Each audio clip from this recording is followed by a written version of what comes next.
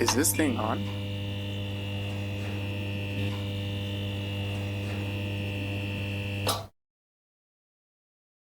If everybody, I truly believe that if everybody could just get more in touch with who they are, I Yeah. think we'd see a huge shift in the way that people do what we talked about with just following. I think people would be able to think more critically because they would know themselves better and they'd have a Right. better sort of alarm system that goes off when things feel wrong, Sure. right? Sure. Because I think that's sort of blurred. But as far going back to what you asked about abortion, so the soul thing, for me, I think every soul has a plan. And so I think that there might have been babies that chose to just come in for a short period of time and get that few moments or months or whatever of human experience, physical experience, because that's all that their soul needed. And also because the lesson that was going to provide the mother, that's something we don't talk about. I think something that's really irritating to me is the idea that women somehow want to get abortions. The women are just excited to go get abortions. No woman. I have many women in my life who have had to go through that. Mhm. One of them being someone who's incredibly close to me. And it is an insanely painful experience, both physically and emotionally. And it sticks with you. It's not, oh, I did it. And next Friday, I'm going to go do this thing and totally forget that this giant thing happened to me. It leaves a mark.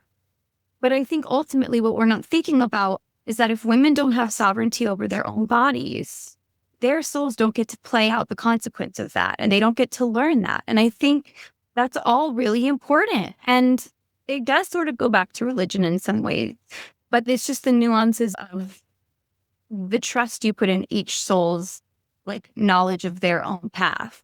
And I put Right. that into everybody. If I see, for instance, a homeless person, and that's a topic that's really dear to me is homelessness. And it's something that I will always work to try and improve. But I know that's part of their soul's journey. Their soul needs to learn something from this experience. And who knows where they'll be in the future. This might have been the thing that they needed to propel them to the next thing. Who am I to say? And to clarify for some folks who might not totally understand what you're talking about, it's believing that you are a spirit first and foremost, and that you are in this body having a human experience, right? And that the soul part of that, which a lot of people don't identify with, because one, they don't know what it is. They've been messaged to believe one thing or another, and they just miss out on the opportunity to really get connected with that truer part of themselves. Or they have so far. Right, right. Yeah. And there's, if you take that perspective where we're all of a soul, we divinely know what we're doing in this existence, and we all have lessons to learn because there's karma, there's lessons you have to learn to eventually get to unification with the source, which is, some people might call heaven, some people might call nirvana, some people might call moksha. There's a lot of things you can call it, but Yeah. the point being is that you're a soul first, you and you're in this existence to learn something so that you can eventually be free from the confines of the cycle of birth and death. I'm not sure, you know what I mean? So like, so there's No, a, yeah. That's definitely one theory about it. that's For right. And sure. that's right. That's Yeah. right. And so when you mentioned babies as souls being conceived and then possibly not coming to full term, or many of the other things that happen in the life cycle of a human being at that early of a stage, there's points to that. There's lessons for other people that we might not see. And if we have a system that doesn't allow for the diversity of manifestations of the soul to play out the way they should within the country that they're born in, or the religion that they're born in, or the communities that they're born in, then we're limiting that manifestation the degree that it might not should be. There's a lot to unpack though. There's so much there. That's Oh out my there. gosh. Yeah. So Yeah. unfair. But all the theories are interesting. I just think the healthiest vantage point, in my opinion, is just, I don't know. Sure. I don't know. Absolutely. Absolutely. Thank you for opening that door for us though. That's a great door to be opened. So the next question I have for you, Karcy, is what do you believe about the people who voted opposite of you? I mean, I believe they're just doing the best they can. I think a lot of people just wanted something different, not necessarily that Trump is different, but like different than what we have right now. I think a lot of people are worried about the economy. And I think him being a quote unquote businessman appealed to a lot of people.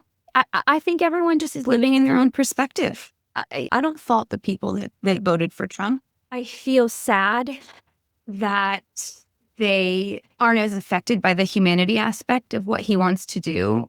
I Right. think that makes me sad for them. Mhm.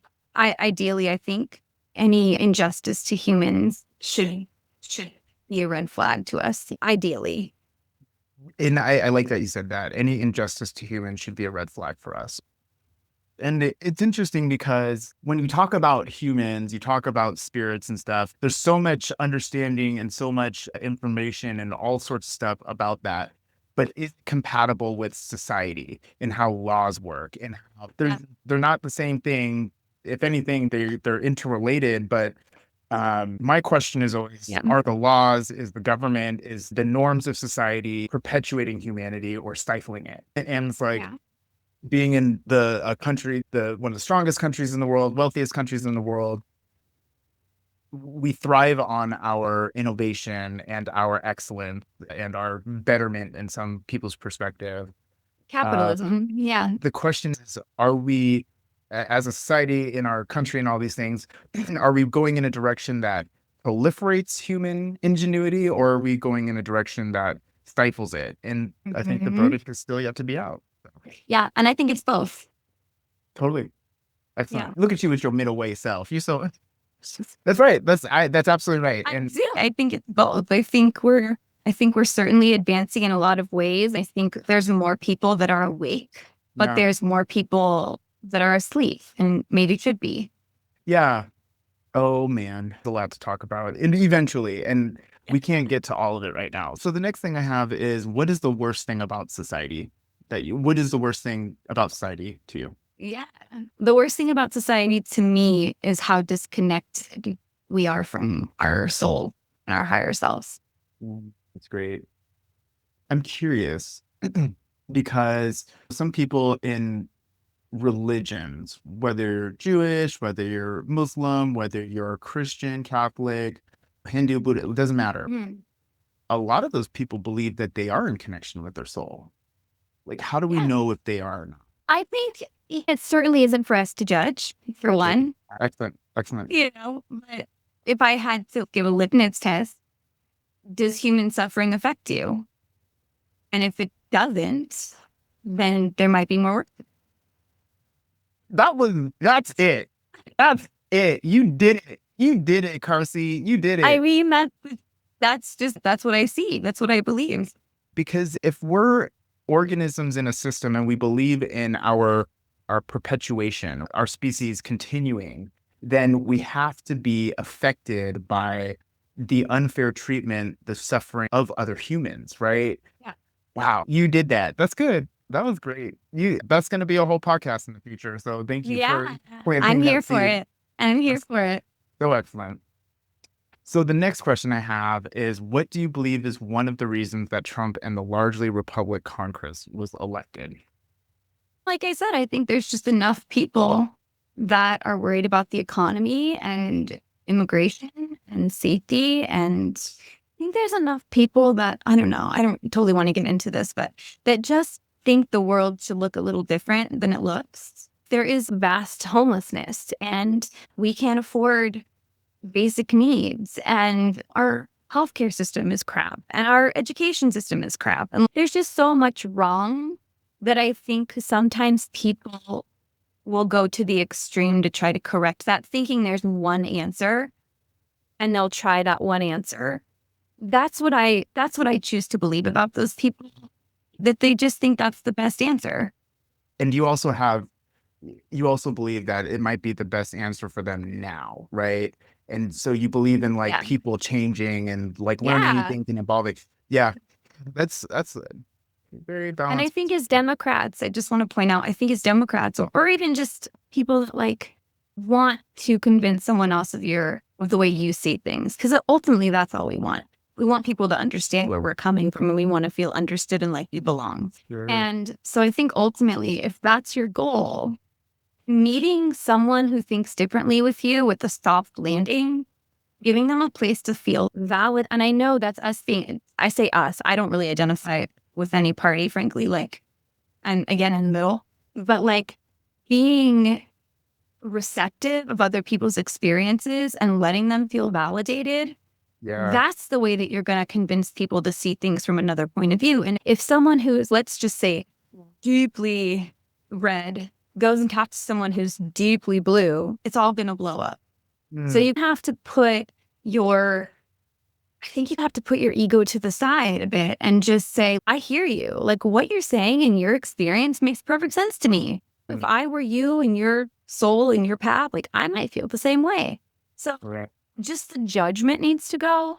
I think that's really where it gets toxic, is when we just start fully judging people because they don't think the way that we think. Yeah. Do you feel like that's something that society perpetuates, like non-judgment? No, because we're so encouraged to identify as something.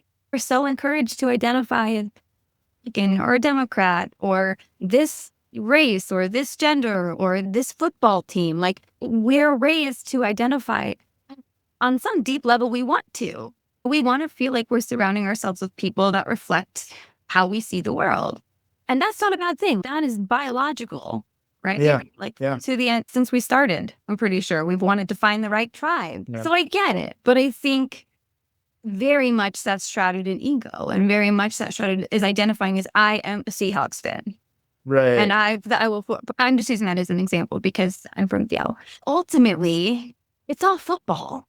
Right. I heard this thing and I thought it was so great. If we were two people on the moon, right, and there was a bunch of aliens and other species around us, and we were two humans that liked football, that'd be amazing. Oh, how incredible that would be that we had those two things in common. And so Right. I guess what I'm saying is it just seems like we're so encouraged to judge each other. Yeah. I want to give people some substance around the concept of ego that you keep alluding to, Oh, because yeah. I don't know if everybody understands. I don't know anything anymore. Let's be honest. That is oh my God. That is the healthiest thing anyone can say is I just don't know enough about that.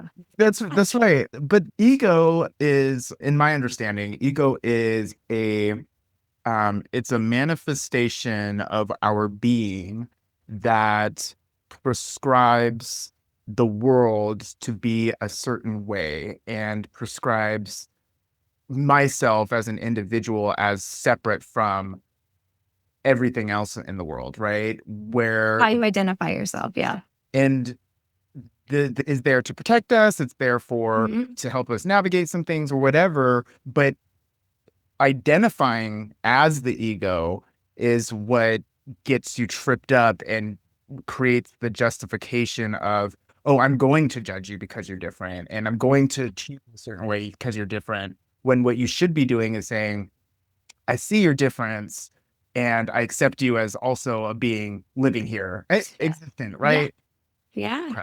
Okay. You got it. You got it. The ego has so many great purposes. It Sure. does, like you said, it keeps us safe. It keeps us protected. It helps us know where we belong, Yeah. which essentially keeps us safe. But the ego shouldn't be driving the car. The ego should be in the passenger seat. Our higher self should be driving the car. That's right. And so that's a hard thing to learn. I It will is. forever be acknowledging my ego. I love her. I'm so glad she's around, but sometimes she needs to shut up. And I'm fully like, and she knows that. So it's great. It's a great relationship to have with your ego when you don't identify. Right. And it for the people who don't understand this, because these are difficult concepts if you're not introduced to them in the appropriate Yeah. way, right? Like It takes time. Yeah. it does, and it takes learning, because a lot of people will talk about, or at least there's things in society that say this doesn't exist or that's not real. And we're finding out like every day that there are finer, more subtle mechanisms of this world that we didn't know yesterday. You know what I mean? And so like, We don't know anything. It's so funny how arrogant humans are. Like yeah, we don't know anything. I know. And I look at the James Webb Space Telescope, right? Oh my God. And Yes. the depths that we're able to see the universe and the diversity of stars and galaxies and all the Christianity doesn't necessarily exist on any of those places. And it's Yeah, like, yeah. religion as we know it doesn't exist on some of those places. And some of those places Mhm. don't have football. You know what I mean? And it's for us to Exactly. believe. And so it's for us to believe Yeah. or to stifle our ability to believe or to learn. That's where I get concerned about society. Because if we say, oh, we shouldn't be listening to science or we shouldn't be curious and investigating things Mhm. that are happening, that's when we get into trouble, I believe, as a species, because we stifle our ability to continue and to grow. Well, and it goes against our nature. Yeah. I really Right. think human nature is to want to learn and to explore and to play and to be in awe. And how can we do that if we That's right. stop looking around? That's great. That's great. Okay. So the next question is, do you feel like you did enough to affect the election in the way you wanted to see it go? Oh, I have to like consult with myself on that. I think, did I go knock on doors and preach the Democratic agenda to everyone I met? No, I didn't do any of it. Not that I would, it's not my path. Did I, if I think about, I don't know. I don't think there's a great answer to that one because I think you can always say you've done more. And I know this is something that you think about a lot and Mhm. that you struggle with this feeling like, did you do enough? That's right. Yeah. And not that you've asked me, but I would say yes. I think being yourself and living, I'm not even kidding, living Right. in the light that you're living and spreading the love that you're spreading and doing it in a way that, like, as we've talked about the gray area, that's not pushy and not judgy and comes from a place of love and compassion. I think that's all, I really think that's all we can do. I believe that. And I don't think regretting your actions are helpful. So, That's right. yeah. Thank you. I'm glad you see that because it's difficult for me. I'll just give folks a little context about me. The last 10 years, I've been in social justice, specifically fighting for equality, diversity, and inclusion to be things that we care about in this world. And we all know how that unfolded, right? It happened. The marches happened. Institutions started to change. Money was flowing in equitable directions and stuff. But it also hit a wall, right? Where like it's now starting to get eroded and undone.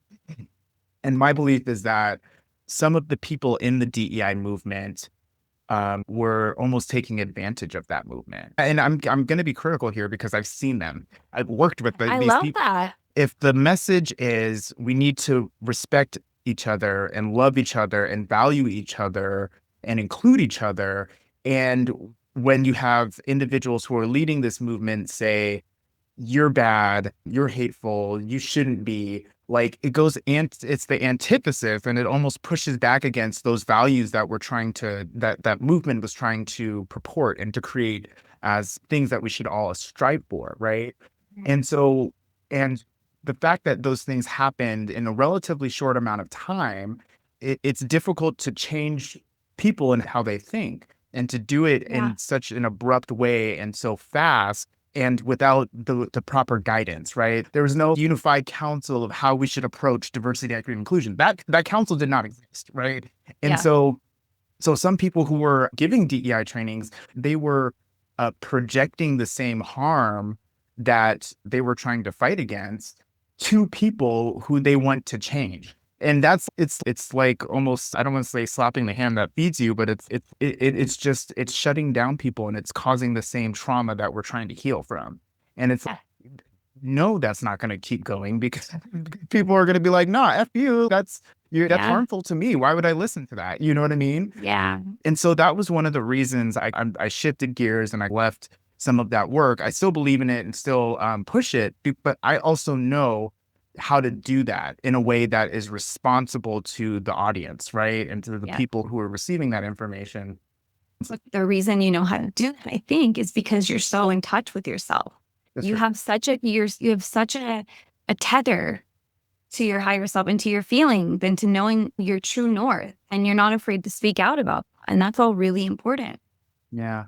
Thank you. And I do feel, and I want to take this opportunity to apologize to the people. And I want to say, and I'm just going to say to white people who may have heard some of these messages and didn't get the support that they needed, right? Because we don't universally take care of each other then Yeah. we're just going to perpetuate the same harms we're trying to heal from. And it's Yeah. like, so no, you're not bad. Yes, history sucked. Yes, we can make a better future for everyone, right? That's the point. So, yeah. So the last question I have for you is, what do you want to say to the version of you 4 years in the future? What do I want to say to the version of me 4 years in the future? Just, I don't know, just keep listening to yourself. And I'm hoping I can say I'm proud of you for listening to yourself. And I'm proud of you for taking big steps to doing things that make you comfortable going on this podcast. Like, yeah, I told you, I was like, I don't know about that. But I'm a big believer in following your passion. I'm a really big believer in if something lights you up, that's a really good indication that's a direction you need to go in because that's what you're going to be good at and that's what you're going to enjoy. And if you can pair those things, that's awesome. So that's what I've started. I don't want to say started, but I've kept doing. There's a lot of momentum behind that now. And that feels really good and it feels really authentic. Yeah, I just hope 4 years from now, I guess I'd be 41. Man, I'm hoping it'll be awesome. I think millennials are so interesting. Every generation has its cool things and its downfalls. Dude, I just feel like we're so resilient. We've been through so much. We haven't been in wars the way that I can only come from my perspective as a millennial, right? I'm really grateful to be a millennial. I'm really grateful to have gone through the stuff we've gone through. And I think a lot of us are I think we're pretty grounded for the most part. With a lot of my friends and people around my age, like we just seem pretty grounded for the most part. And there's something in that it feels really good. Yeah, I think it's gonna be hard. I think 4 years from now, we will have gone through some stuff. We will have seen some stuff. We just have to keep doing this. We just have to keep connecting. We have to keep growing. We can't let this stifle us, and we can't let this make us lose hope, because I think that's how the dark wins, when people snuff out their own light. So let's not do that. Let's light each other up. I know that sounds very like unicorns and rainbows, but it's cool though. Like I fully believe, and you've talked about this a little bit, and I know we agree on this. Like, Absolutely. belief and words, like that's energy. The way that you think is energy, and it becomes real, and thoughts are real. And so I think keeping our spirits high and being there to support the people that we can, including people that think differently than you, I think that's really important. I think that's the way we're going to find a middle ground, is just by being compassionate. That's right. Even when that's hard. Yes, it is. Yeah. Thank you, Karcy. Yeah. Thank you. Okay. Well, those are all the questions I had. Cool. And so I'm going to sign off like we always do. We are all different, but we are all also the same. What matters is we recognize that and move forward to make a better world for all of us. So thank you so much for joining me, Karcy, and for your insights. Just wishing you and your family the best. Yeah, hold down the fort over there in Colorado. You too, man. When you get over here, let me know. We're going to go. I will. I got to tell you, I don't know if you've heard of the Marcus King band, but it's a cool band. If you like, it's like I don't want to say bluegrass. I don't know. My partner introduced me to them. We were going to go to a concert, and they were playing in Boulder, Colorado. And I was like, oh, maybe we can fly over there. It was expensive to go to Colorado. So y'all are expensive like we're expensive here in Washington. Well, it's so funny too. I thought flights would go down so much after the pandemic. I'm like, surely they have to make up money. Yeah. Yeah. I started a new job, and so I'm saving to quickly go and travel more, because I do want to get out before I die. So yeah. Oh my God, man. Seriously. How's the new job going? It's good. It's good. I'm still in the learning phase, because I have to learn about the federal funding of a program and how we're going to apply it here in Washington. But I'm stoked, because it's the green space. We're trying to help people make their homes more efficient, and so through federal funding. And so lots to learn, but I'm energized because I know that it will help people. And so, you know. And you have this going on the side, and I know what that's like. I know it's like to have a passion project going, right? Like we're getting our podcast up and going, and I have to say, you were so helpful in just being like, just do it. I love that you said that. That's totally what I needed to hear. Yeah. Well, and just do it. One of the mantras of this podcast is we don't aim for perfection. We just aim for progress, right? So just do it. Do you guys have a name for the podcast? Yeah. We do. Yeah. It's called I think it's called Unpacking Homelessness. Okay. Yeah. Basically, me and my best friend and my sister, we're just three very normal people that have this fire to help homeless community, but aren't really sure where to start. So we're interviewing trauma therapists and mental health specialists and addiction counselors and low income social workers. We're getting a lot of breadth of insights from different people and homeless people themselves to figure out what are the nuances of this problem. And for an everyday person that is like us and doesn't know where to help, but really does care, it's going to be a good podcast for them to listen to.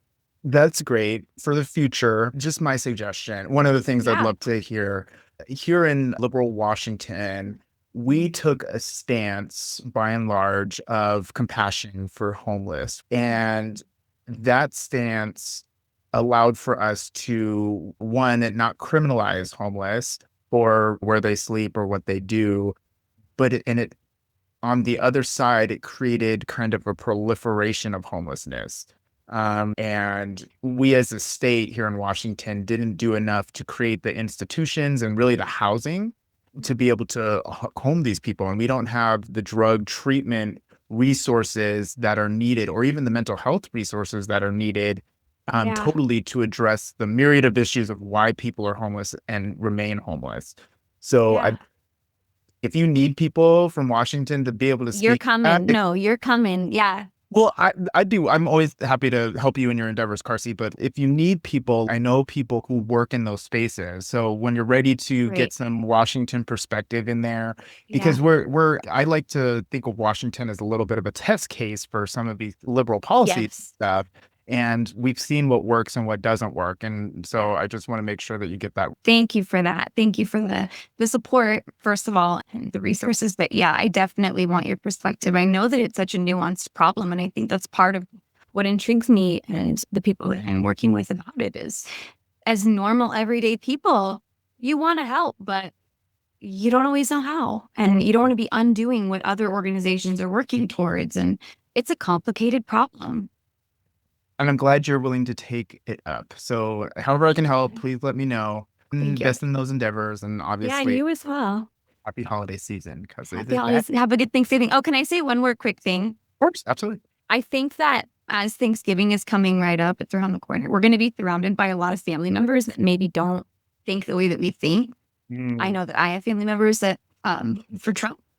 I just, like I said before, not to be preachy about it, but I really think coming at that with love and understanding, and if it gets too heated, just back off, because you're family first. And I think don't let the politics ruin your Thanksgiving. That's right. Let love be the where you stand. That I think that's so excellent. Excellent. Cool. Okay. I'll see you later. You take care. Bye. Talk soon. Okay.